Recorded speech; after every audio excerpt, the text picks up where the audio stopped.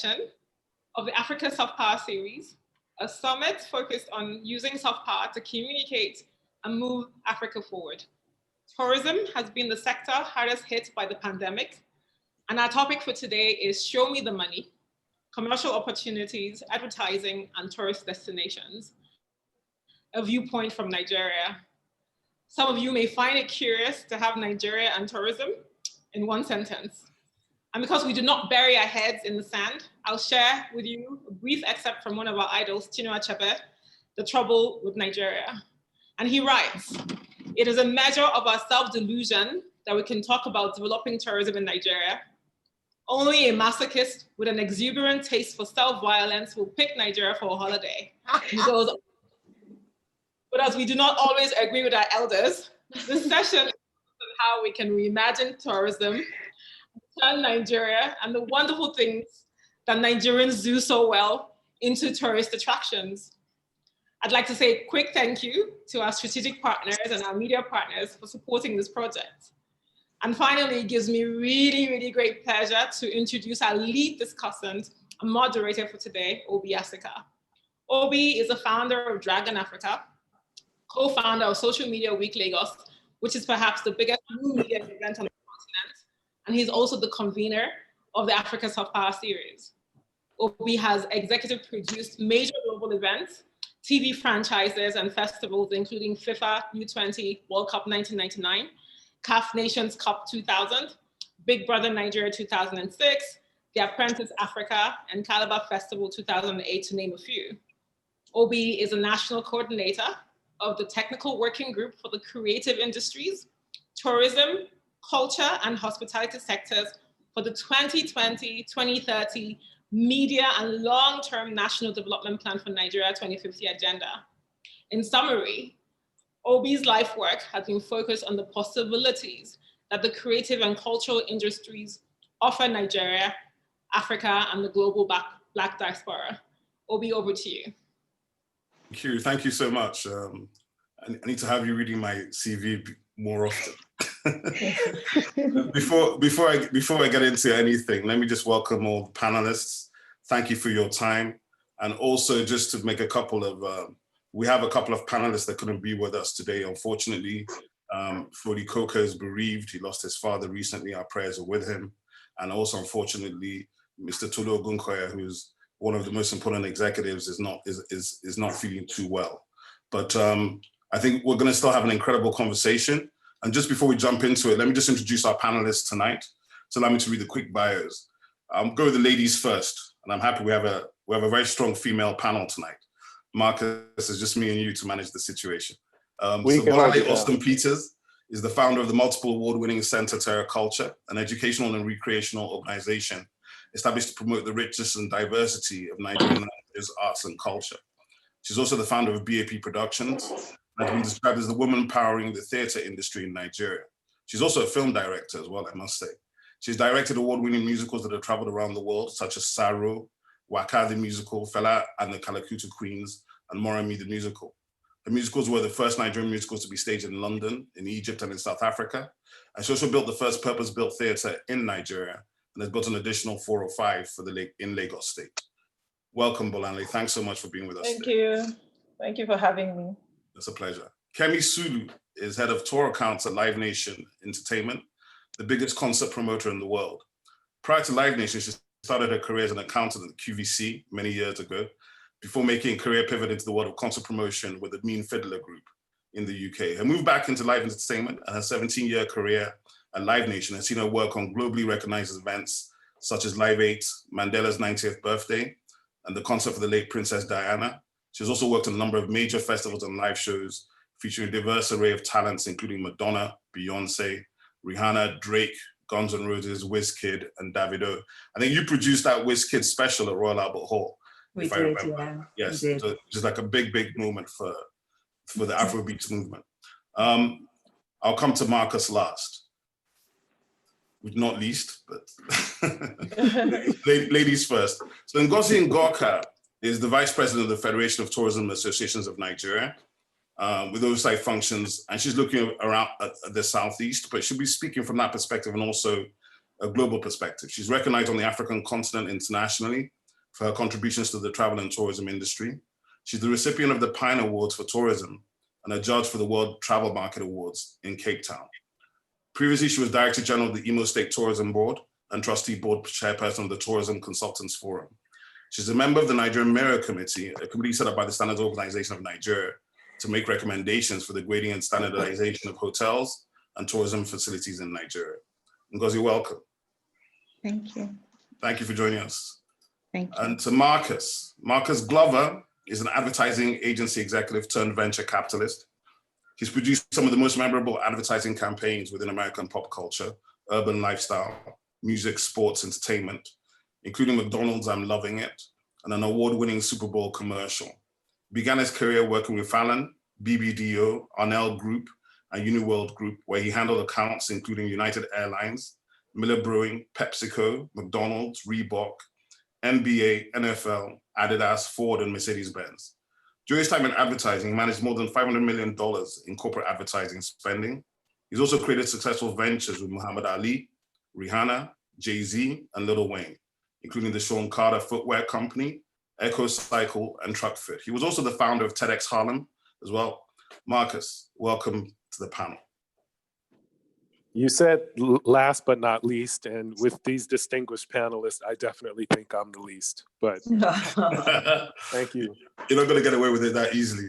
Anyway, so guys, this panel is really about, where's the money, right? We all hear about the potential of Nigeria. Nkiru just brought us back to reality with the classic quote from Chinua Achebe.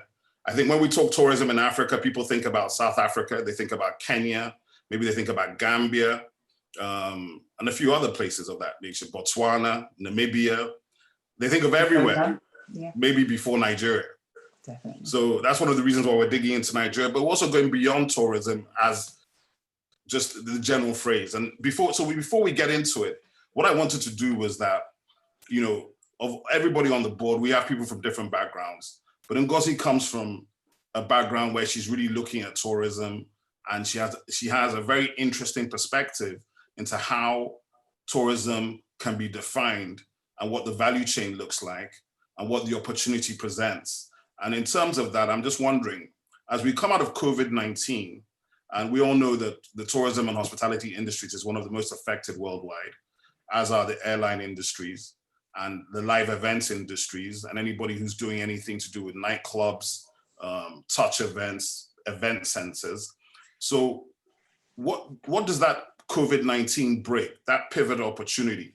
What does it give us, and what does it present for us to present a new view of Nigeria and what a new way to look at the Nigerian situation? I'd like to kick off with Ngozi, what your thoughts are. And don't, by the way, like I said, it's an open conversation, so somebody might jump in. Okay, so I'm really happy that we're starting from there. And I want to take us back to what Nkiru, the quote Nkiru made about Nigeria not being a travel destination. I respectfully want to disagree with Chinua Achebe. And I think he made that quote because he was making the mistake that a lot of people make, thinking that tourism is just traveling from one place to the other. And at that time, he made that quote. I remember he had an accident. He had a motor accident traveling from Ogidi to Lagos. He had a motor accident, and that's how he became crippled. So his whole experience with travel and all that must have influenced that quote, which I want to totally disagree with, because it was just one aspect of tourism that he was dealing with. Tourism involves so much more. It involves the creative industries, entertainment, hotels, hospitality, and all the services that go with it. And so you see that talking about post-COVID recovery for tourism is actually the best time for us. And the reason a lot of people don't talk about Nigeria when they talk about tourism is because we have not we've not advertised Nigeria. And this is the time for a lot of Nigerians travel outside Nigeria. They go to other countries, but it's a good time for us to look in what travel within Nigeria. And I think that when we start traveling and start taking pictures and exposing the places that we have and all the resources that we have in this country, I think that things will change. So I'm actually excited. You know, the first interview I gave after COVID, during COVID, when COVID just started, I said that this is a very, very good time for us, and it can only get better. Okay, so for you, the opportunity is to show out. I'm going to just jump to Marcus real quick because he's not Nigerian, but he has been here. I disagree with that. Okay. You might I be don't know if I'm not Nigerian. Yeah, that's true. We haven't worked it out yet, but I believe he is actually Nigerian. But you know, let me pick up on that. You know, so, and thank you for bringing me into this conversation as the member of the family that didn't grow up on African soil. But I revere our soil, and any chance that I get to extend my hands out across the Atlantic and reach out to us to have these conversations, it's always the top of my priority. So thank you, Obi, for bringing me into this conversation. I actually want to give a parallel example. So I want to take us back to post-war Japan, 1940s, where after World War II, Japan was decimated. They were not only decimated geographically, but they were humiliated as a country. Their monarchy was forced to be destroyed as a condition to end the war. And, you know, it was a society that just was left emotionally deflated. There was a young man at the time named Akito Morita, who was the chairman of the Sony Corporation. And he had a mandate.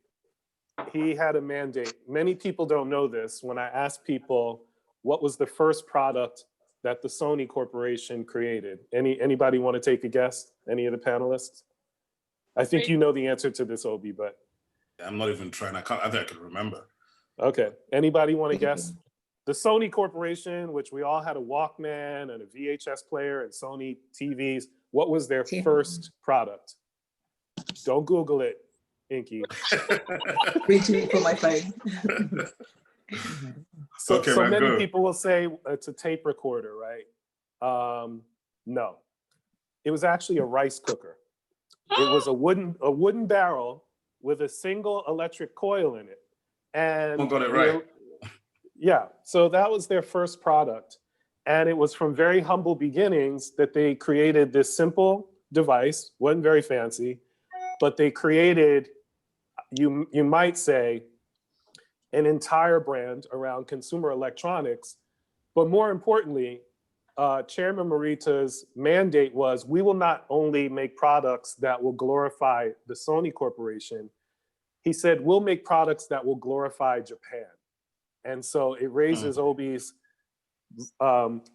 understanding around soft power, right? Because through the export of excellent products, they built the brand of Japan back from total humiliation and annihilation in the earth.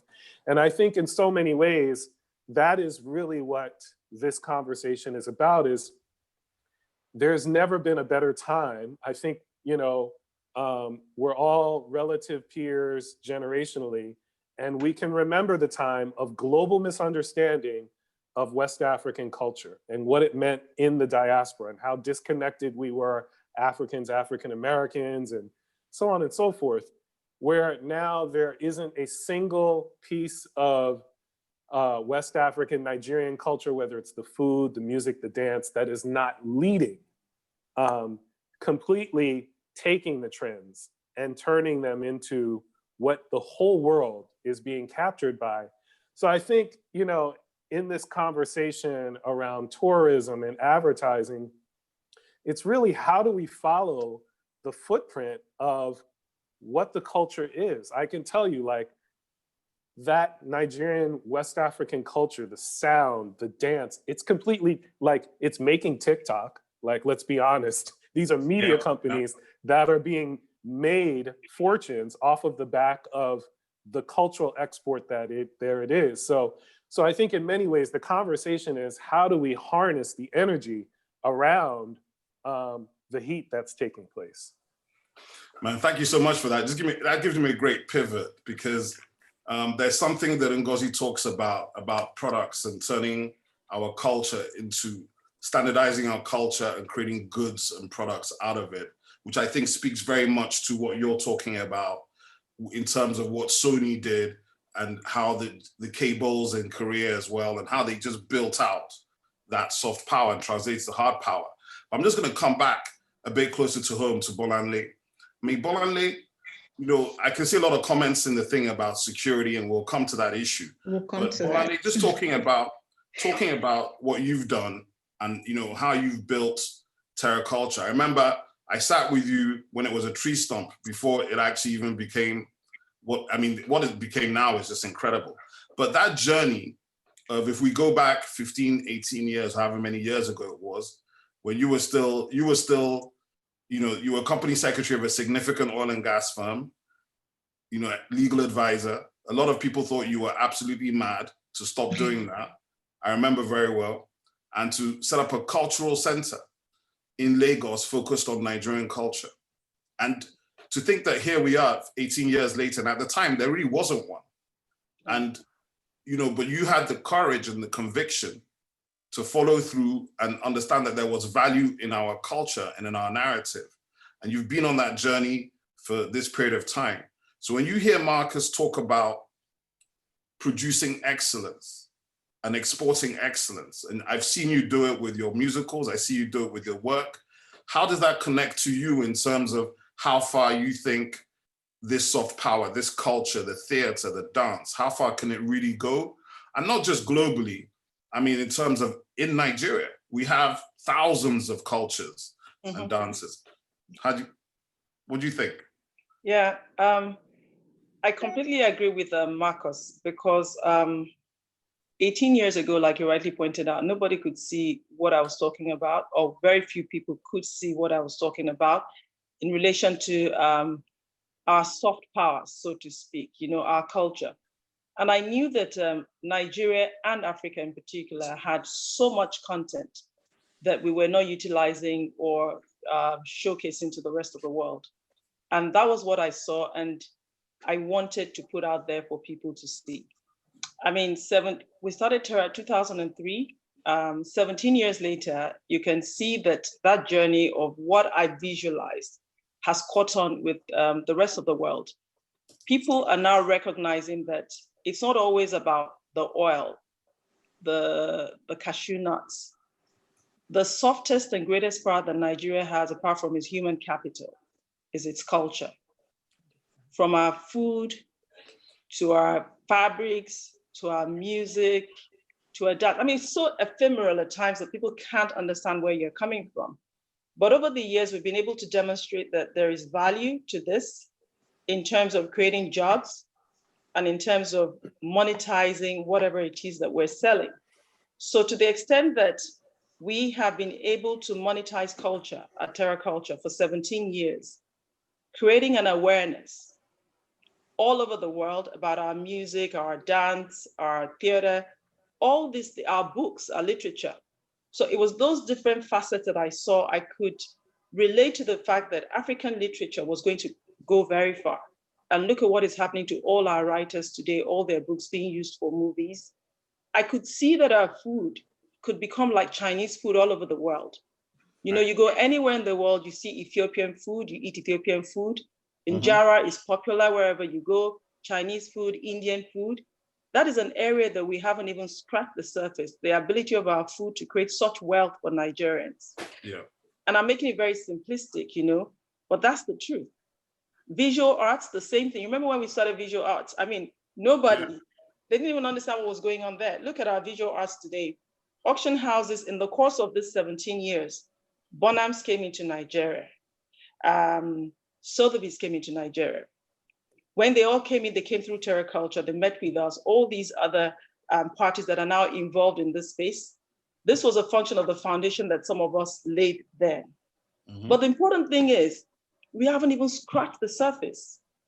You know, when we took the Kalakuta Queens to South Africa, I remember that at the same time, we had, I've forgotten his name now, the guy who did Sarafina.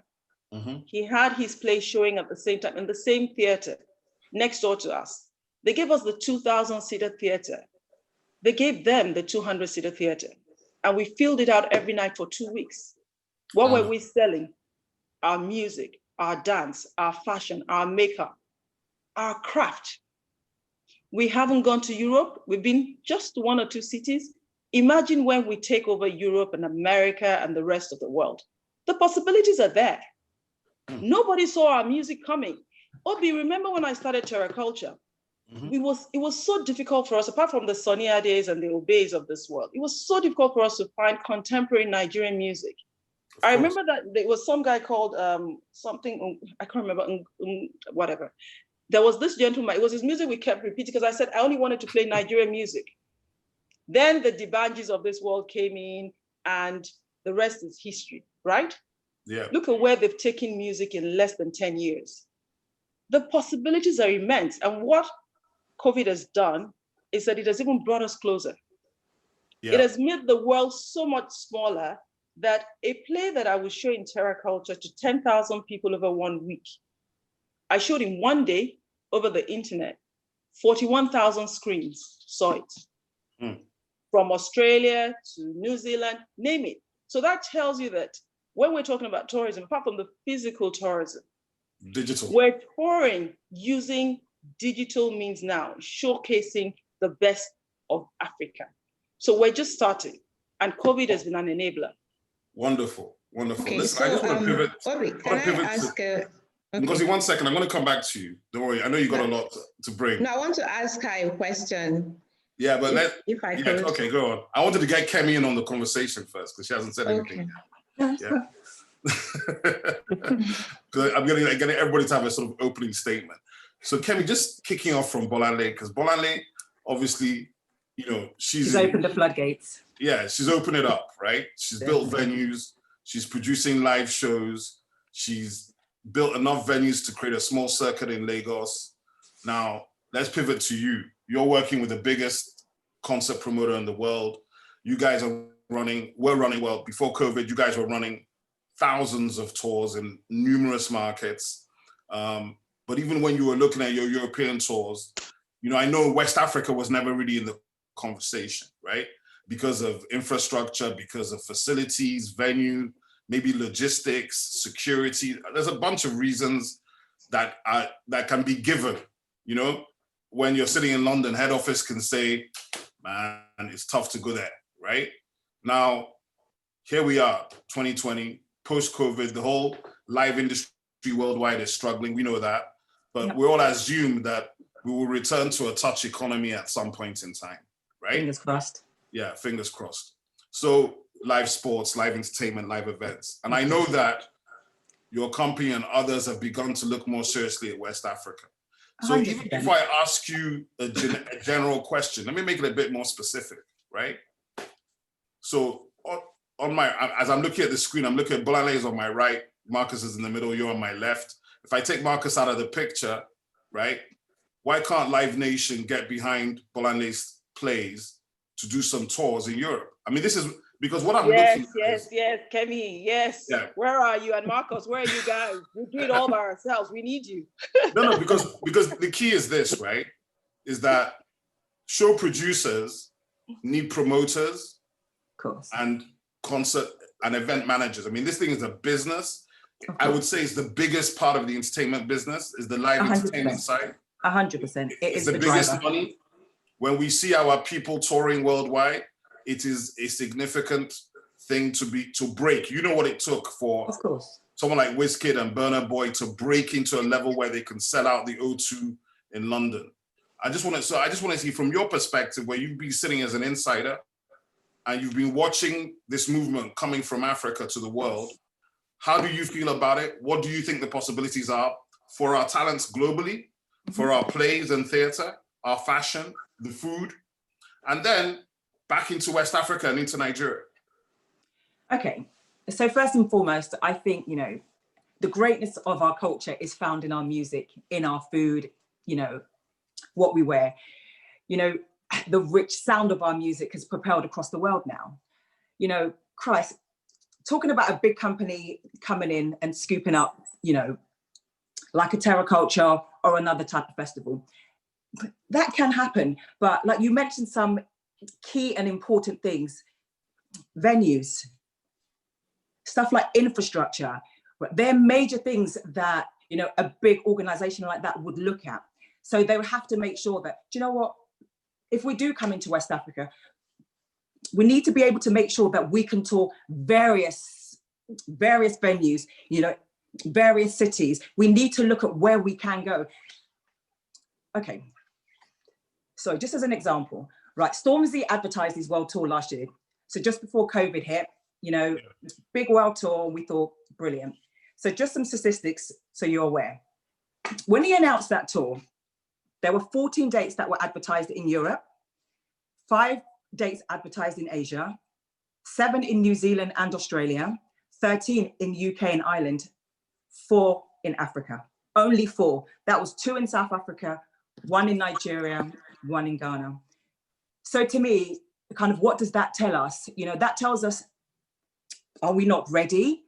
Do we not have the infrastructure? I know we're working on these things and these things are important.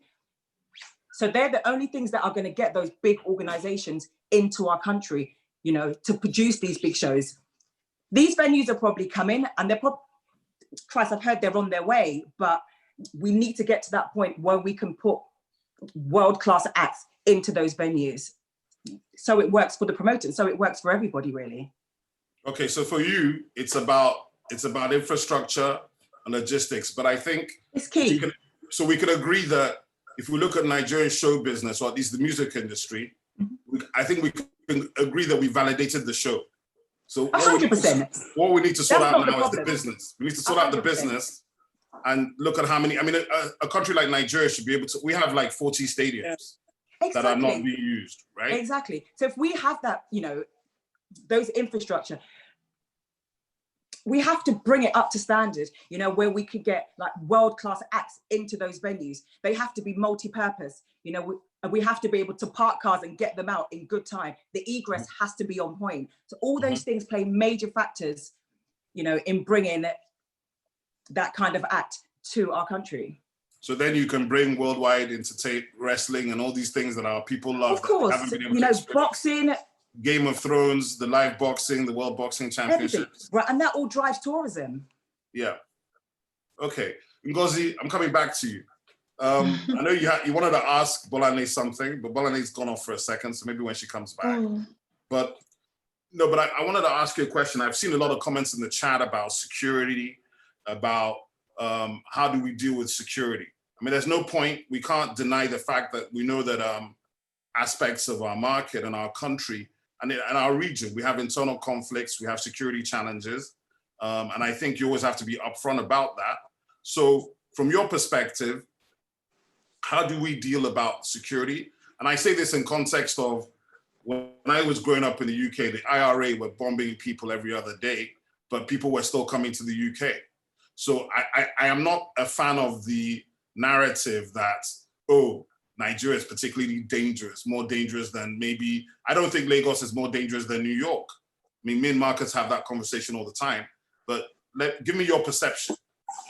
What can we do to tell a better story? Yeah, I think to tell a better story would be a better way of putting it, because I don't think Nigeria is dangerous at all. We don't have violent crimes. We don't murder tourists. I think tourists are actually quite safe in Nigeria. And so I think that we tell bad stories about Nigeria. And that's why the world has a bad perception about Nigeria. I travel a lot. I go to so many African countries, and I think my worst destination in terms of safety is South Africa. Johannesburg specifically. After Johannesburg, you talk about Cape Town. Cape Town is getting worse now. In fact, they give you a travel advisory about how to move around in Cape Town now. Is that bad? And so when and yet they have about 6 conferences in Cape Town every year. I think Cape Town has about 5 million visitors a year. A year, you know, and the whole town just lives on tourism. They don't even have good water. When you leave your hotel, they ask you to shut the water. In fact, when you check into a hotel, a 5-star hotel, they tell you how to manage water. So even the infrastructure is not there. But they hold world-class events every year. So I think we need to retell our story. We need to think about what we say about Nigeria and what we put out there. And then I also want to go back to what Kemi said about venues and infrastructure for events. And I remember I went to school. I think I'm the only person here that went to university in Nigeria. No, I did. Oh, you did? Yes. You remember, I went to university in the late 70s, early 80s. And we had world-class artists coming to play in our school auditorium. Absolutely. Yeah, we hosted them in our school auditorium. Shalama, we had Shalama, we had Bob Marley, we had Kula and the Gang. You know, they all came, and I don't know what changed. I think that is what we need to find out. What changed? Because when this COVID started, I held the first Zoom conference we had. I invited Nigerians from the diaspora to come and tell us what they want to see when they come to Nigeria. And everybody said they wanted to see Nigeria as it is. They want to see us as we are. They don't want to come to Lagos. They want to go to the villages. They want to see nature. They want to experience village life. And I think those are the things we need to focus on, because I think that the villages are quite safe. Nobody gets murdered in the villages. The villages are, Nigerians are very hospitable people. Indeed. And so we need to tell that story. When minor things happen, you know, we don't need to just go to the internet and just tell everybody this thing has happened, because that's not what other people do. You hardly hear a bad story out of Cape Town because they manage it. It's part of the Cape Town Tourism Board. Part of their job is to manage stories that come out of Cape Town.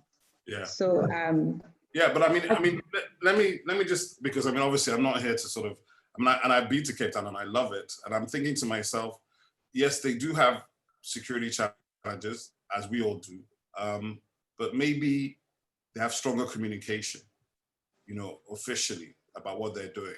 And when you talk about going to the villages, and I'm going to bring this to Marcus and also to Bolanle and the others, to me, I'm sort of thinking what I'm hearing there is a connection to culture, a connection to an authentic experience. Yeah. That is not, because I think there are 2 types of tourism. I don't know about you, but I would actually say that Nigeria, and necessarily Lagos, Port Harcourt, or maybe Lagos, Abuja, Owerri, Enugu, these cities are already have significant nightlife, significant, you know, before COVID, this significant nightlife 24/7. Lagos was literally could go toe to toe with Cape Town or Joburg in terms of the nightlife, in terms of the energy, and in terms of the amount of clubs, bars, and restaurants that were popping up all over the place. And I think Owerri was really beginning to look like it could be a West Africa, you know, option for Accra as a party place, even before you talk about business, right? Yeah. But the other type of tourism, the destinations, you know, to the cultural locations, to the sort of the parks, and to see some of our more, our sort of cultural festivals, because Ngozi, you know that we have thousands of cultural festivals, and I know that there is a plan to calendarize them and sort of find out a way to begin to produce these things. And that's what I want to come to Marcus about. Because Marcus, if we think about that really in Nigeria, that's why we're doing a dive in here, if we look at Nigeria as the last great untold story out of Africa, with over 1,000 cultures, hundreds of festivals, which are still only seen possibly within the communities, but are not yet fully on digital platforms, are not yet fully produced or branded. And from where you're sitting and having been here before, what do you feel about the security issue, the communication of that, and how we can address it? Yeah, so I think, thanks for the question. I think it gets to the heart of something you said in your question, which is the last great story. And you touch on an element of soft power that I think is one of the more critical, which is storytelling. So as we speak, I'm sitting here in New York City, in America. And if you ask me, anyone asks me where I'm from, I'll tell them I'm from New York. Rarely, if ever, do I tell people I'm from America, because there's places in America I won't go to, right? I draw the line at traveling to certain parts of this country. And so you are looking at a country which still, if you look at the metrics and evaluate the numbers, very strong GDP, very strong exports, and yet it is in what I think is an irreconcilable struggle, and in a very handicapped position in terms of how it goes forward in its future, because it has this, sort of bifurcated view of its existence, and it can't reconcile into one vision, right? And so it has an inability to tell a coherent story. And so you see, as a result, tourism is down. The overall indicators have never been worse in many ways. And when you think about the brand of Nigeria, and when you think about what's possible, it really starts to, layer in your question earlier about what this moment of COVID means. And do we use this opportunity to, as people say, go back to normal or reset to normal? Or do we use this as an opportunity to reimagine? And when you start to reimagine, you start to look at, for example, the island of Barbados. What did they do? They offered a travel visa for anyone that wants to sort of domicile during COVID. A 1-year visa, come hang out, they're tech friendly. They even sort of marketed it to what is, being called digital nomads, people that just don't need an office, just a computer. And they just said, here, come hang out by the beach and do your work. Here's a 1-year visa.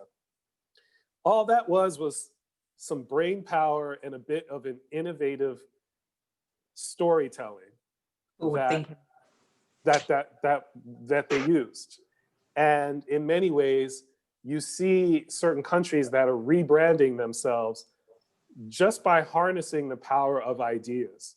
And so I often think about we don't have control over the weather. We don't have control over, some of these factors, but storytelling is all between our ears.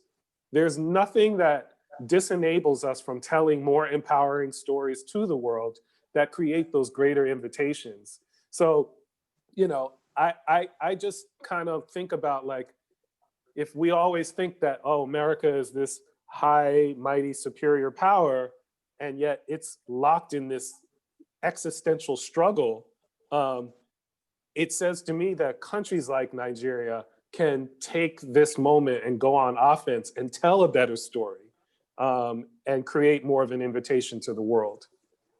Thanks so much. I mean, I'm just going to Ghana did it last year, didn't they? Sorry. Ghana did it last year, yeah. Yeah, Ghana did it last year with the year of the return. I think the year of the return is something that we in Lagos can certainly pay attention to and learn from. 100%. Even though I always like to say that we did do Festac 70. That's right. My dad performed there. You see? Oh, Oh, wow, wow. that's incredible. Wow. I had no idea.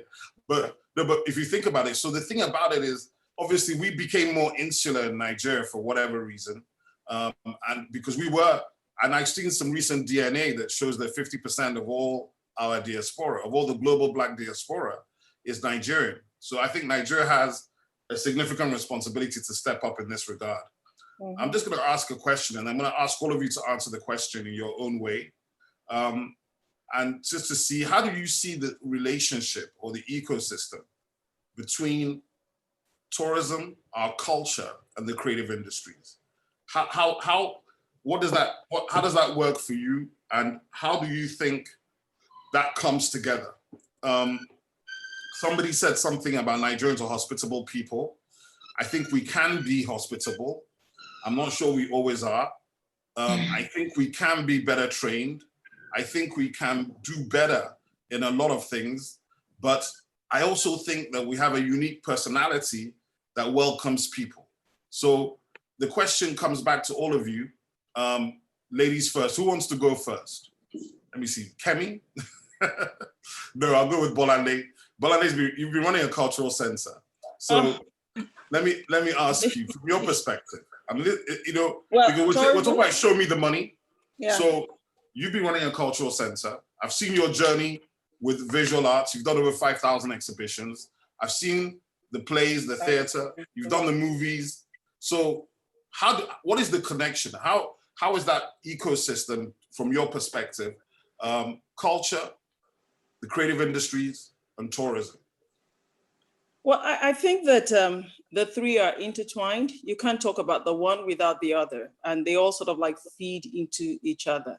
So if we're looking at the creative industry in its entirety, from music to leather making to fabrics to print, all of these things form the creative industry. I mean, it's so huge, right?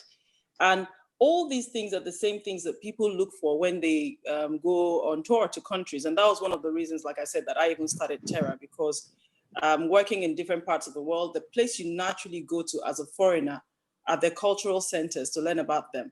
Yeah. So every country has developed the craft of selling their culture and also their creative goods. No matter how little it is, they've packaged it and they've been able to put it together in a way that is attractive to the world to want to buy.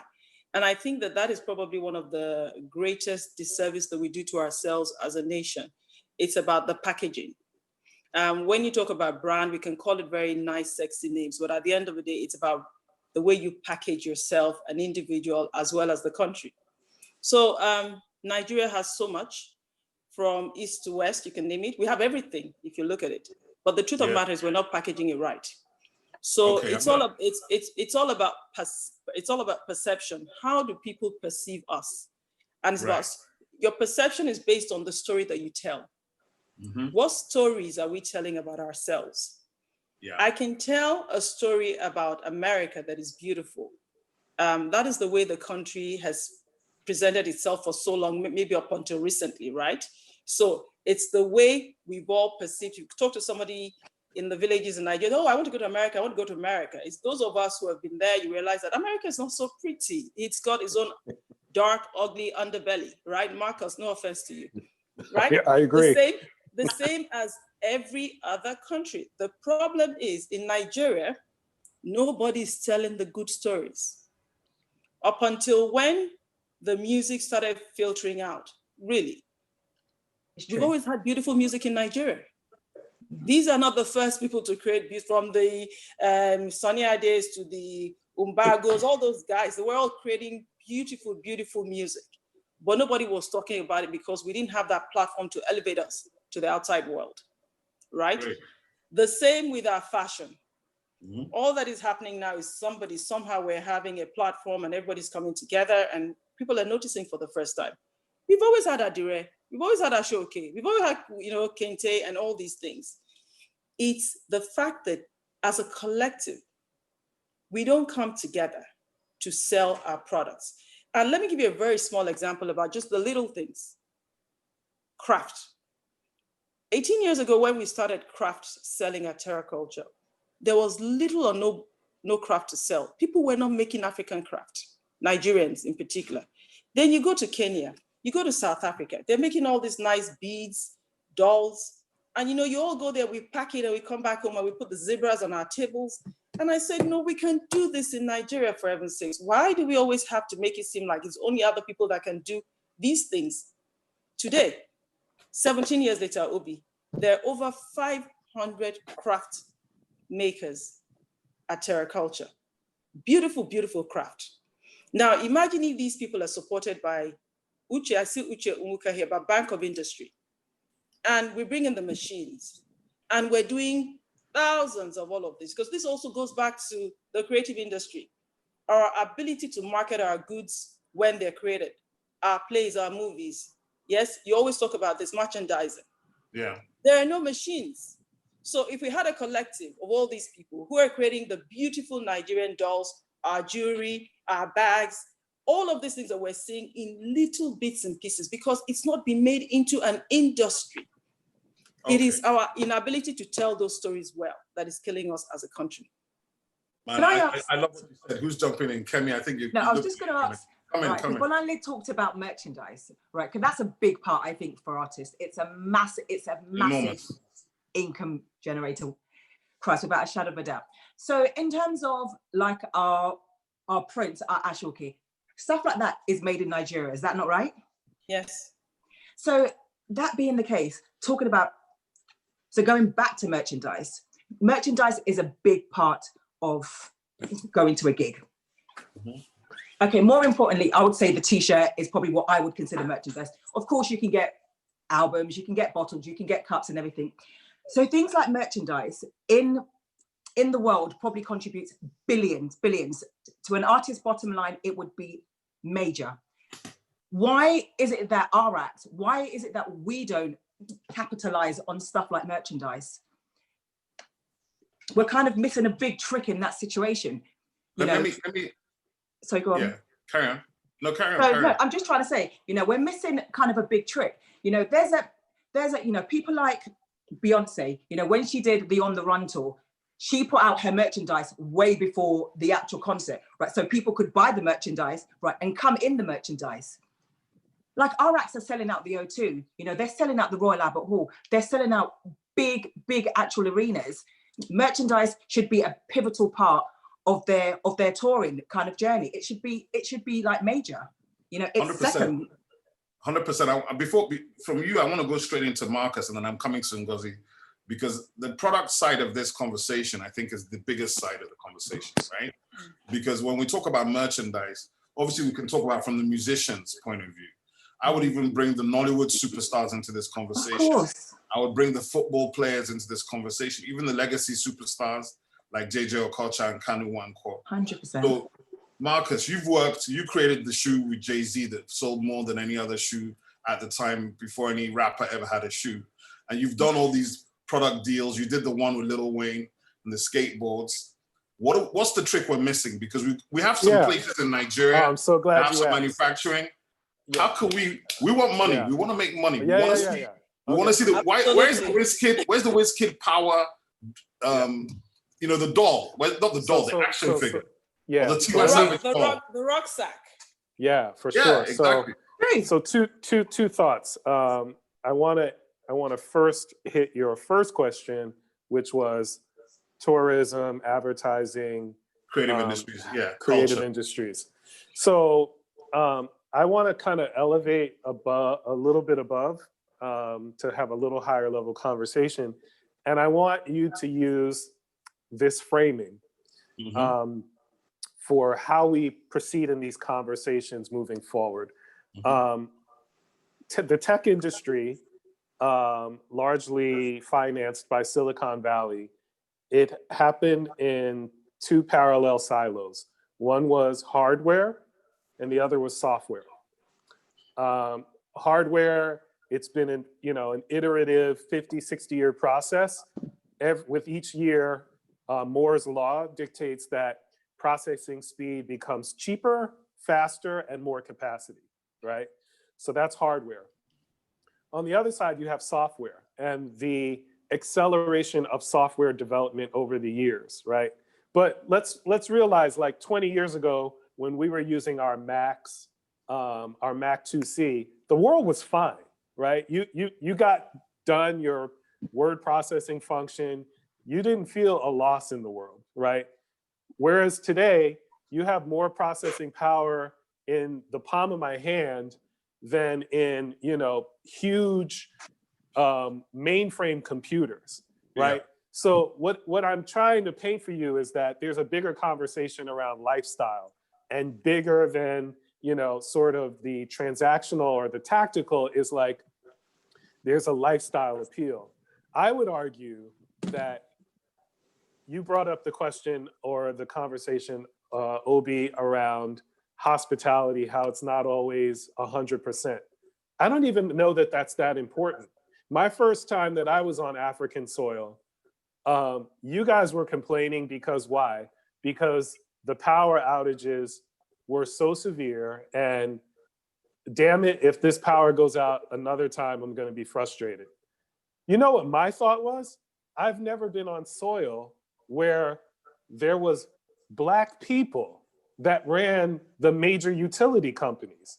You have to remember that, Obi. I was blown away. Like, you know, so this to me is like this great epiphany that your industries industries could be run, managed, and led by Black people, right? And I am one of 30 million African Americans, you know, who have this similar epiphany. So it suggests that you guys sometimes don't even know what you have, right? So what I'm suggesting is, let's kind of like maybe put the hardware side of the conversation on hold. You say our beaches are not up to code, our restaurants are, you know, they're okay. I can remember my first trips to China. The food was terrible, the service, you know, they had Stoli vodka, Bacardi rum, and that was it, right? They had no wine culture. You go to restaurants, the restaurants suck. But look, I'm there to see the Great Wall and to get some deals done, right? So I think the point is there, while you want to catch up on the hardware side, the thing that you can impact now is the software, and that is the storytelling. Now I'm gonna give you one more piece before I hand it over. In storytelling, the classical storytelling, one of the main objects of storytelling is always to figure out, you have a story, beginning, middle, end characters, but it's not perfected until you figure out what the conceit is. The conceit is like, where's the juice in this? You know, where is that unique point of difference that's gonna take this story from ordinary to extraordinary? And I think that's the thing that we need to focus on in West African culture. Is like, where is our conceit? Where is our, what we flip on the world, and how do we double down on that, right? I think that's part of the direction of how we move this conversation forward. That's like a code switch, man. I like that. I like that. I'm gonna come back to you on a wrap-up basis. Ngozi, when we talk about, you know, just I'm the same question, but there's a part two for you, right? So the connection between how you see the connection, and quickly between tourism, culture, and the creative industries. But then the part two for you leans into something that Bolanle was talking about earlier, and also Marcus and Kemi, just about the goods, you know, about how, because I remember we were talking the other day, you were talking about standardization. You were talking about how to put value into our cultural goods. And I think the most important thing I'm actually taking out of all of this is to be intentional in the stories we tell, and to also be clear about having a cohesive narrative, because there's a complete absence of a cohesive narrative in Nigeria. So we have 1,000 cultures, but we haven't worked out our story. So maybe that is something to think about. But from your perspective, without asking you too many things, part one and two, the standardization or the standards that we need to get, and then the connection and the ecosystem. Okay, I want to start from the cohesion. because I think that our inability to tell our story is because we don't understand the way tourism works. And so when we talk about tourism, we talk about culture, and we talk about creative industry, already we have a disconnect, because we don't understand that the creative industry, tourism, and culture is part of tourism. It's just a little part of tourism. And so the business part of it will not be understood if we don't understand that basic fact that everything is under the whole umbrella of tourism itself. And so we look at these different items in isolation. And because of that, the way the government is looking at, if I may come to that, the way they look at it now is very, it's not adequate, because they are picking little bits of tourism and paying so much attention to something that is part of a whole. So I think that, first of all, we have to look at the whole of the tourism industry, how they connect, how the value chain, the whole of the value chain, how everything connects together, so that we'll be able to tell our story better. Now, if we look at the products that we have, so those products from tourism are you have the creative industry. Under creative industry, you have several products under that. And then you have culture. So if we talk about culture, and you want to tell the story about culture, I think that we have to first of all look at who our target market is, who are the people that are interested in our culture, and then when they come to look at our culture, what kind of places do they want to, what kind of accommodation do they want? What kind of transportation? Do they want to fly? Do they want to travel by road? What kind of, do they want to go by boats? And then do we offer what we have, or do we offer what they want? So if you look at this, to get the whole picture, you need to do a little bit of statistics. You need to take, you need to do some research and statistics, and that is where everybody started from.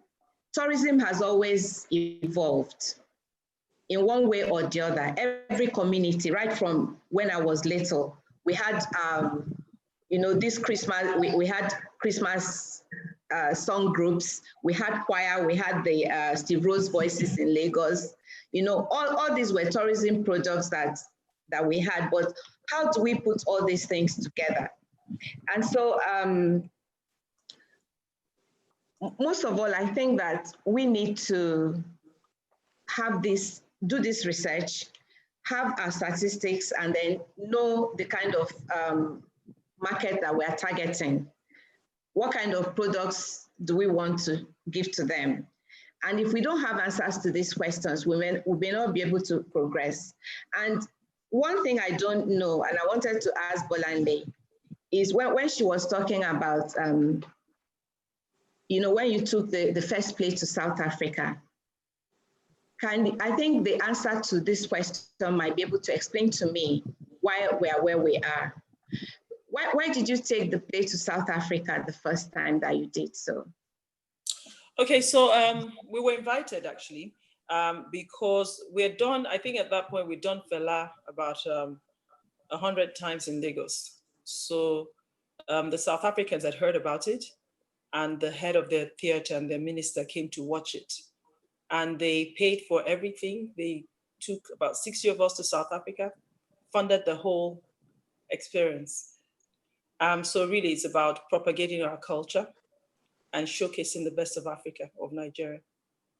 Okay, so, and I think when they did that, probably they had a lot of, they advertised and they had a lot of people come to watch it in South Africa.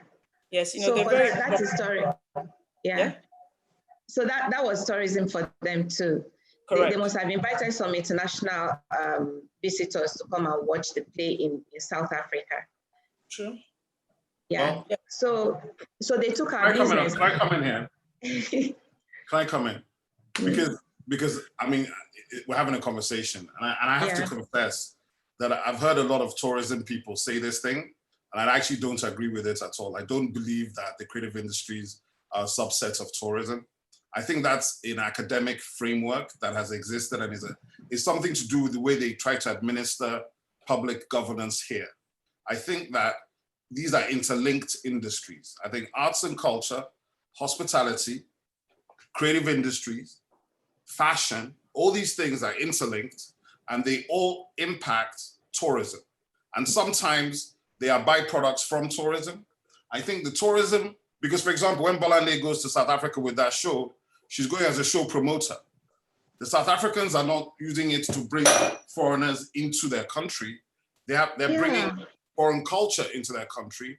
And therefore, the people who live in South Africa are going to come and experience that culture.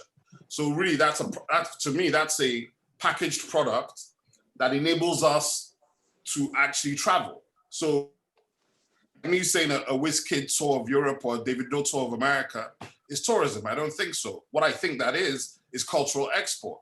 I think that's our music traveling all around the world. I think that the tourism guys can benefit from that. And what I think needs to happen is that our tourism people need to feed into the buzz, into the heat by the Afrobeats people. The Afrobeats people are generating a passion and a love for us here in Nigeria that anybody in tourism should be writing off. So the soundtrack to everything you do should be Afrobeats. The attitude is in the culture. So for me, if you're not taking advantage of that, then you're missing the single biggest freebie on the planet. Because exactly. Let's bring world tours to Nigeria. Yeah, exactly. So Marcus, talk to me. I'd just like to jump in that because I think there's a lower hanging fruit opportunity that's being missed. So, you know, I think if you use some of the advancements in tech, which are more and more starting to define how our structures will proceed in the world. For example, in Asia, China, for example, they're building out pretty extensive blockchain crypto infrastructure, right? So moving away from fiat currency into a blockchain, because why? They realize like, look, this is the direction of the world. If we don't get in front of it, you know, it could actually untie the shoelaces of government. So I use that as how does something like blockchain and crypto catalyze new heat for this conversation? So Europe did something interesting. They created the most aggressive data rights policy in the world, right? In America, it's a free-for-all. You know, your data is bought and sold, and your identity, it's deregulated, it's the Wild West. But how about this? Like, if we could ever imagine a world where we show up at the front desk of YouTube, Facebook, and Twitter, and we demand that anytime anyone does a Google search for Afrobeat, whether it's our artists or our audience, you're not gonna monetize our audience without us getting a cut. Why? Because we've embargoed our content and we've embargoed our audience, right? So why do we, as a predecessor to this conversation around engagement, hospitality, tourism, why do we leave our front door open, allowing money to fly out with the thing that is the, you know, it is the lighthouse. It is the thing that is attracting the boats to the culture, right? So that's the bridge. And we are allowing others to put toll roads on the bridge of our own content. So that anytime a person, they're gonna Google the music before they come. But we've already given the game away at the front door. So to me, that's like, how do we do a better job of our own content? and not allowing it to leave the front door, and then using that as an invitation for all these other things we're talking about. So Do we build Marcus has our own gone straight platforms? into the technology, man. You've gone straight to technology platforms, and this is Yeah. this is for those of us who work in the content industries. This is a permanent thing, and you know. So I mean, and I will just ask, you know, because you don't have to be an expert to have an opinion on this. What can we do in the continent in terms of collaboration and working together? There are a couple of things we can do in terms of blocking certain kinds of sites which are carrying our platforms and our content all over the place without paying anything at all. But then also there are, you know, if you think about it, if you're in Africa and we look at all the noise we make about Afro beats, there is no Nigerian owned music platform or streaming platform. Exactly. They're either Chinese from Europe, Yeah. like Spotify, or they're American. So we are producing billions of streams, billions of views every day on the continent with our content, and we don't own any of it. Now, that would seem to be like, some people say it's the digital recolonization of Africa. And it's an existential threat to us, but what should we do? Do we embrace these platforms and push through them? Do we look for better terms in terms of how we're dealing with them? What's your view? Bolanle is smiling. I want to hear what that. Bolanle wants to kill somebody. No. I mean, you know, the thing is, we're always, I don't know why we're always lagging behind, and then we start blaming everybody else for our problems, right? Mm-hmm. Because at the end of the day, somebody thought about it ahead of time and said, look, the best way to go about creating wealth is to have ownership of the distribution platforms, right? Mm-hmm. Now, we cannot say Nigeria is poor. We have so many billionaires, we have institutions that could have done this. And when individuals, entrepreneurs want to do things like this, they do not support it. So we need to first start from addressing our mindset as a people. We have to be ahead of the game. These are people, they've taken an initiative, they spend their money. So why are we, you know, all of a sudden saying, oh, they must do this, they must do that? That is my first position, that we also need to be more proactive about the future. And we also need to have institutions backing entrepreneurs in Africa. Now, there are one or two initiatives that you and I know. There's NVivo, there are one or two other people doing things now in Africa, right? Mm-hmm. But you know also the climate of doing business in Nigeria. It's so tough, right? So it's extremely difficult. Now, if we now want to go towards the argument of what Marcus is saying, yes, we can negotiate better terms, right? But in a situation where you have no choice, what is going to happen if if everybody calls whatever platforms bluff that we're not going to put our music there, where do they go? Have we created our own alternatives? And that's why you have people like Netflix coming into Nigeria as well and dictating more or less to us how much they're going to pay us for our movies, who they want to promote, who they like, whose movie they don't like, because we don't have Nigerians themselves investing in these places. So for as long as we ourselves are not able to be visionary in our approach to things, we create problems for ourselves, because now we need those alternatives, so that whether it is movies, whether it is music, we have to have multiple platforms where we all can showcase our works, because we're good at content production. But Bolanle, isn't that a question of like our will and our conviction? Because, you know, every time I go to China, I tell my friends, like, you can only communicate with me on WeChat. Why? Because WhatsApp doesn't work. I don't get any of my Gmails when I'm in China, right? Because they don't play that. They're like, the Chinese Great Wall, it ain't political, it's financial. We couldn't make this money work. And they're like, screw it, we'll take your tech and we'll embed it for our own people, right? And so if we use the content, the music, the films, the cultural as the bargaining chip, it's almost like not only can we bargain for a better deal, but don't you think that we could flip the paradigm and be in an ownership position? Like, the only way we'll give you this content is right? And to me, it's like, again, I think it's like part of it is a framework of cooperation between the private sector and you know the public interest, because yeah, it's like creating a data rights policy that says, sorry, Google, you cannot, or Netflix for that matter, you cannot gather analytics on our audience. Only we can do that, right? Only we can gather the analytics on our audience and we'll sell that to you. And Precisely. Then, yeah. So what you're saying, we need at a point, we need cooperation between public sector, the government, also Nigerians that are in a position to make that change. But if you're talking on the individual level, if you go and meet each artist or each producer, they just want to survive. So they're not looking at the bigger interest. So the problem with Africa has always been the fact that we don't have a united front and we don't have people speaking on our behalf. The Chinese government governing body. Yes, there's no body, so there's no united front.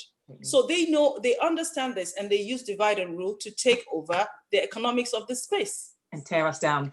See, Bolanle is so right. We need our own platform because we can absolutely then dictate what we do, when we do, right, and how we do it. Absolutely need our own platform. We let Facebook, Google, everybody come into Nigeria.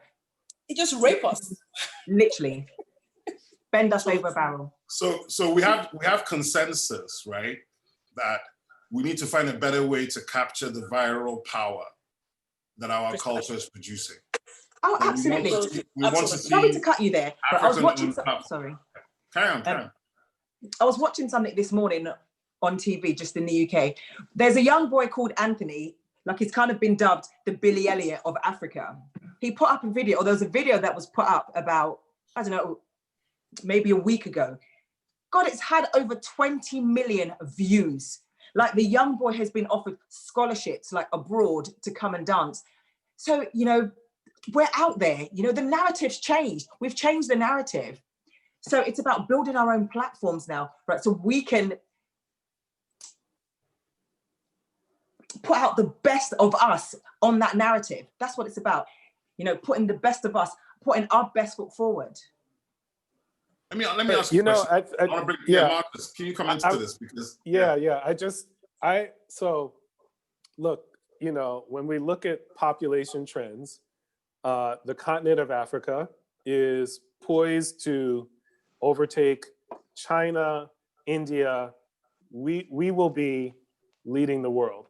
More and more people coming into the middle class.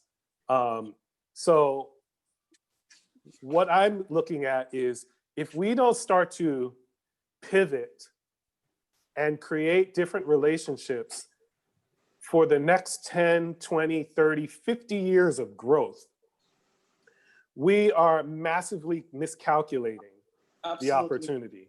So presently Nigeria is what, 150, 175 million people, maybe right? 200. Maybe 200. Maybe 200, okay?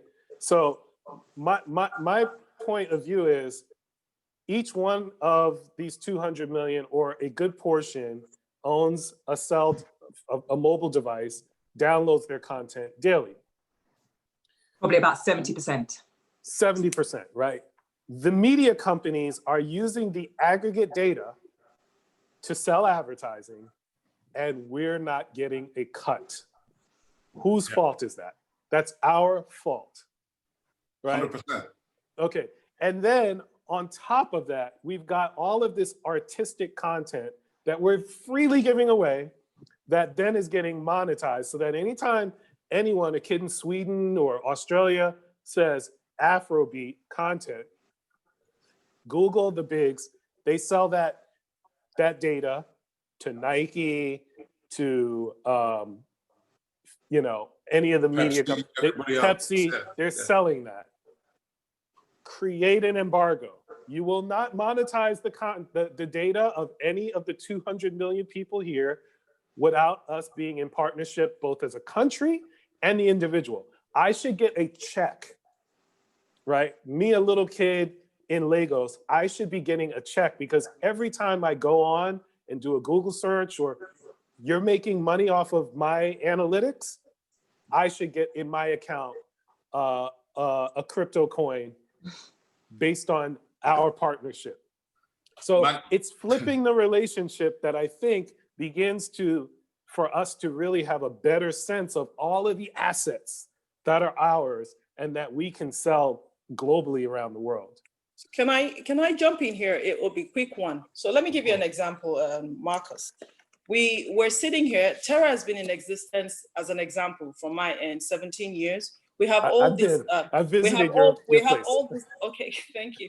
We have all this data and information and history that we've collected over the last 17 years. That's not my job. I'm not a historian, right? So all that material is sitting somewhere. So Google comes. Why isn't there an African company coming? Oh, by the way, we want to create a virtual museum for you. We will help you archive all your data. They've taken 18 years of history of Terra culture. They've been working on it for the last almost 18 months now, right? Tomorrow they'll monetize it. But nobody else. I don't have any other platform. So it's either we don't archive it with them or nothing happens. But that's where I'm talking about foresight. And they have a team of people they've dedicated to this work, from the virtual tour of the space to virtual exhibits to history of all the different exhibitions we've done. They have archived this over 18 months and they're still at it. That's why I talk about foresight. The ability May I to respond to that? I don't want to sir. monopolize, yes, but I would please love. Go ahead. So that's where the public-private partnership comes in, and when you begin to bring in the people in private equity who say, you know, there's Bolanle, but there's 50 other cultural projects that we need to archive. And what we can do is when we look at the complete cultural export from museums, cultural institutions, music, dance, what we can do is we look at the next 25 years of the acceleration, the trajectory of growth against that.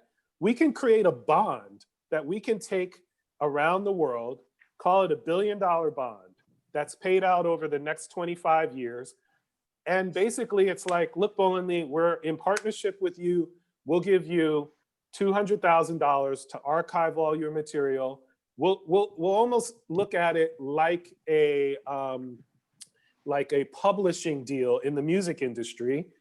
And as we collect revenues against this, we'll share in the revenue together, right? That should be the norm. That should be what should happen. That's what happens everywhere else in the world. It doesn't happen like that in Nigeria. If you go and talk to a banker about doing this, they want immediate returns. Nobody's talking to you about a 25-year investment in Africa. They're all focused on the now and present. And art, like you keep saying, is soft power. Other countries support our initiatives. They support artists. Even in COVID, there's no palliative for us. Even when they tell us they have palliative, I was just telling my friend today, the so-called palliative, they just more or less fast forwarded it. So we're going to meet it in front. So, you know, they carried over the debt for us. So how do you survive? How do you encourage creativity in a place where people are not investing in this creative energy? It's difficult. Let me come in a second. Ngozi, I'll come back to you right now because you've been waiting, I know. There's a point that Bolanle just talked about, and you know what the guys are talking about in terms of the storytelling and in terms of platforms. Even on when Marcus made the point about the GDPR out of the UK, and the fact of the matter is Nigeria basically adopted the GDPR and called it the NBPR, but I'm not aware that we have taken a position. But it's something that I've raised because these companies are, certainly by next year, the big three will make $1 billion in our market and they don't pay taxes.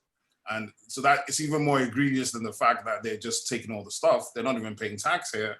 And so for me, I've already, you know, made a strong representation to government that we should be looking at a way to levy them for them to create some sort of flow back to the sector that is producing all this content.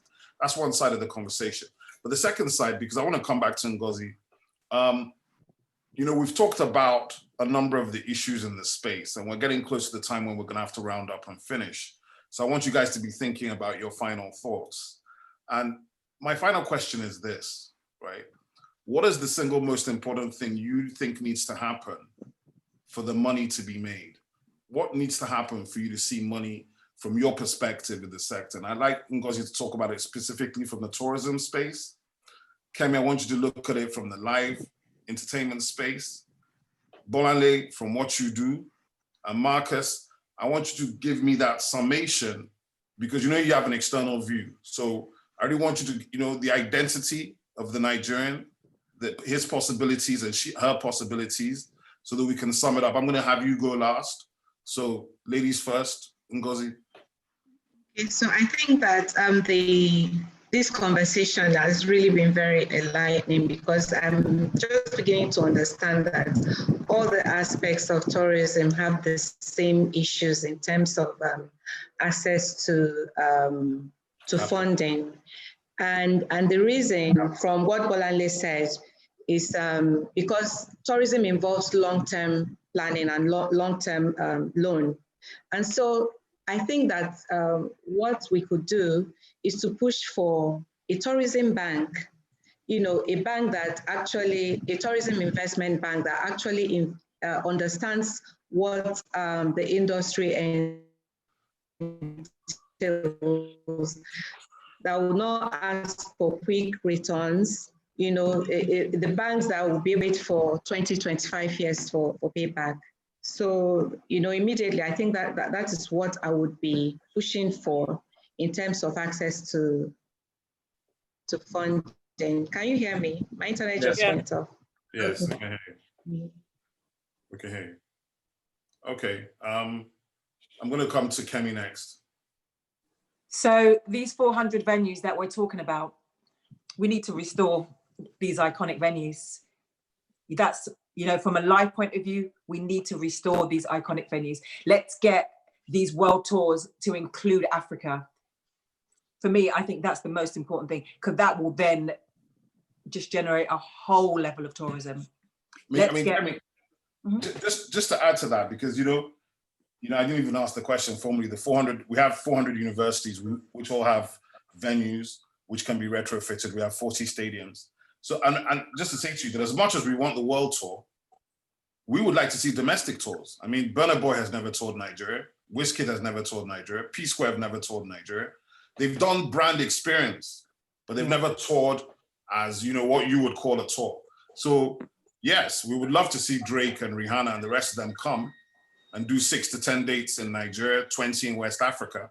But I think for us, the most important thing is we have an exploding talent base that can tour this country. Some of them can do 200 days a year. So yeah, I'm with you. You know, but you know what would be the icing on the cake? We have a Tiwa, we have like a Wizkid, and we have a Drake support them. Wonderful. You know, that's not out of the question. Yeah. You know, they come to our turf, right, and they support us. Exactly. You know, it's not out of the question. Now you're talking. Definitely not out of the question. Now you're talking. Bolanle, what would you like to see? Well, in the space? Well, in terms of, I mean, what are your final thoughts in terms of, I mean, you've been on this journey, and we're trying to sort of sum up where the money is and how we can make it. If we could put Terra culture into 36 states in Nigeria, I think that would be a big start. So just for, for example, I mean, you can give me the franchise for Onitsha, I already told you. Please take it.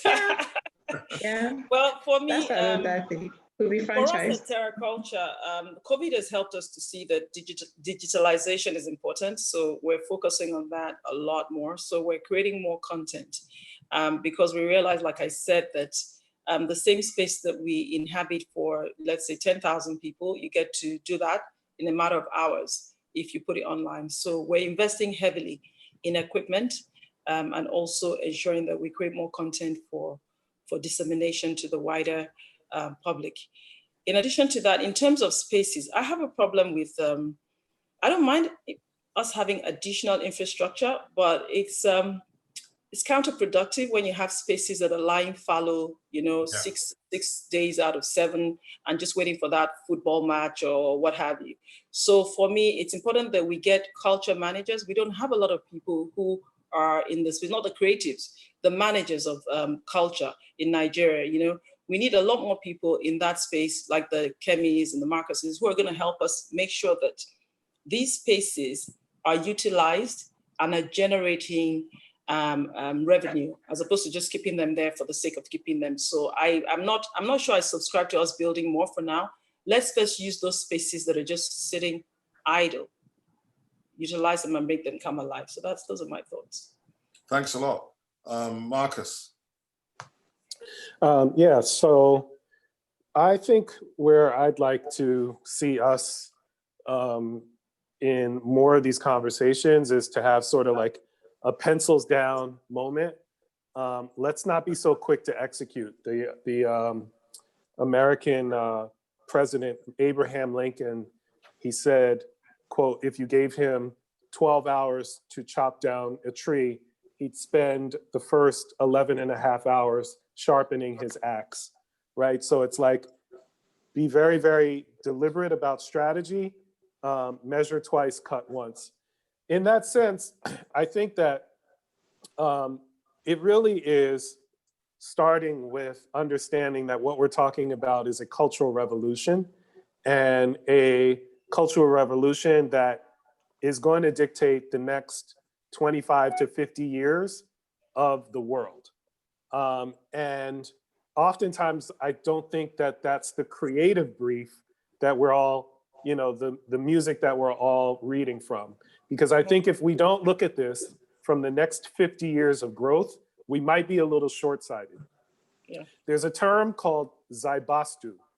Zaibastu is a Japanese word that means money click. And at the end of World War II, the beginning of the Industrial Revolution of sorts in Japan, they created this term called zaibastu, which means money click. And it basically worked like this. The Sony Corporation invested in the Toyota Corporation. And the Toyota Corporation invested in the Mitsubishi Corporation. And so why did a consumer electronics company invest in an auto manufacturer? Why they did that was because they realized, look, we're all a part of, you know, a rising tide raises all ships.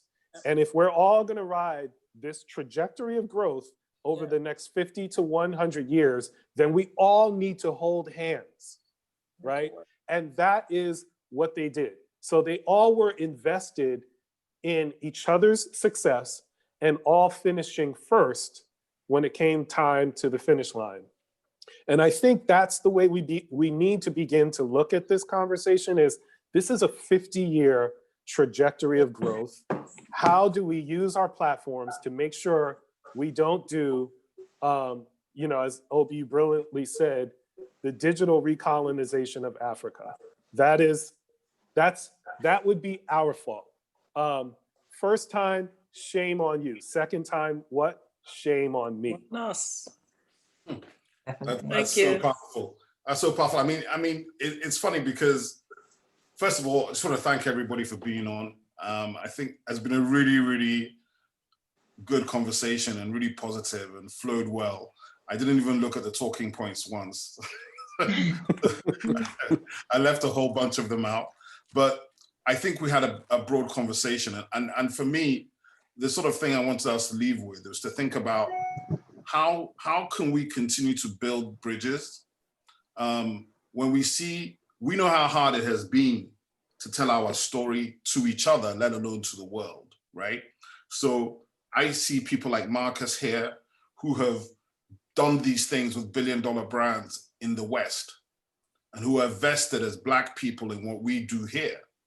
And I feel that strongly that we in the creative industries and the cultural industries and the tourism industries in Nigeria should be going for our people first, because they are the ones that will actually help us to socialize what we do globally. Mm-hmm.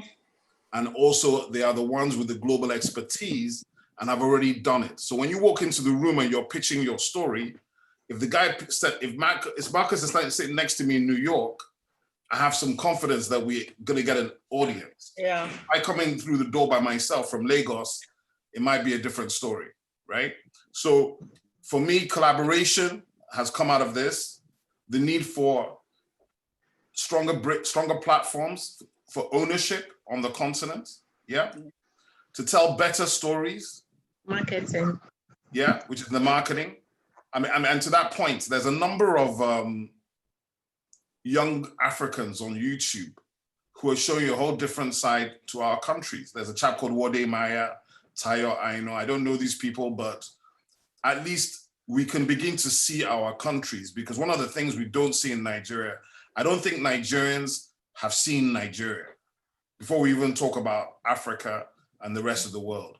So I want to thank everybody for being here. I want to thank all my people, letting Q wrap this up because I've been talking forever. And thank you all. Thank you. Sorry, please can I ask a quick question, please? Hello, sorry, please can I ask a quick question of Marcus?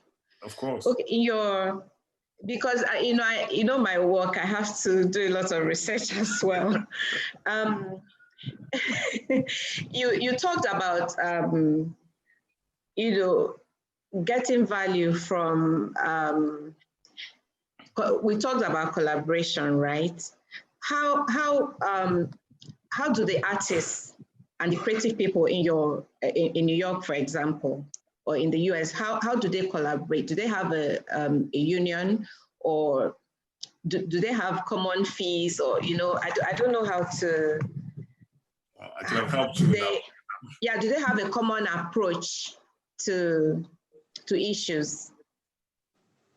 Yeah, sure. So I think, you have to understand the framework of America to understand its artistic and cultural output. There's a saying in America that possession is 9/10 of the law. And so there is no law unless you own something, right? So the notion of ownership is really what laws are created around here. And so, the artistic quotient is all around the intellectual property. And so much of the frameworks here are built around, the IP and protecting the intellectual property. And the artists, in many ways, are unionized in order to protect that IP and protect its commercial value. And so because they view intellectual property the way you might view land possession here, it's ownership that dictates the structure. And you have the strongest amount of governance here around that. It doesn't matter if it's a hard asset, a digital asset, that's the framework. And again, the strongest amount of protections. A lot of, sort of legal detail goes into how to protect that asset, right? So the world fell to pieces when the MP3 or the digitization of music came about. Until they put those protections in place with the digital streaming companies, it was a free-for-all. But now it's one of the best times to invest in music and entertainment tech. Why? Because music is walled off. You can't get it from anywhere except for on the streaming platforms, right? There's zero theft in music anymore. And they made sure that they worked on those frameworks to protect the intellectual property. Thank you so much, Thank Marcus. you. There's something Marcus says about Nigerians. I was going to ask him to finish off. Do you remember that stuff, Marcus? Tell me. When you came to Lagos, Marcus came to Lagos in 2012, and he was doing a presentation, and he was, I was telling him that, Nigerians are so diverse, and we're always arguing about how different we are. And he stood up in that room and he told them 5 things that made them 100% the same. I don't know if you can remember. I don't remember, but there's not a conversation that I don't refer. Listen, this is what I'm saying, and I would love to leave your audience with this is you own the next trajectory of growth. That's why I call it a cultural revolution. Your scholars are the most educated here in the West. Your thinkers, your entrepreneurs are the ones who are crushing it. Your athletes are the ones on the pitch, on the basketball court, who are excelling at the highest levels. So now's the time to kind of lean into the wind. I think what I'm really trying to say is, you know, you look at the latest release, the collaboration with Puffy. We're looking to you guys now. You think like, I remember, so Obi knows this. I grew up partially in Senegal. My summers were spent in Senegal. And I always had to bring two things when I visited my family in Senegal: the latest Michael Jackson records and a Jerry Curl kit. Okay? Because at that point, America and African Americans had the cultural export that the world wanted. Yep. I'm telling you, the tables have turned. We're looking to you. Everywhere. With that said, I think I heard enough. Thank you, everybody. Thank you. That was a great one. Thank you so much. Thank you. Thank you. Thank you, Marcus. Bye. Thanks to everybody who was watching Thank online, you. attended. Bye. Thank you so much. Bye-bye. Thank you. Thank Thank you. Everybody, thanks very much.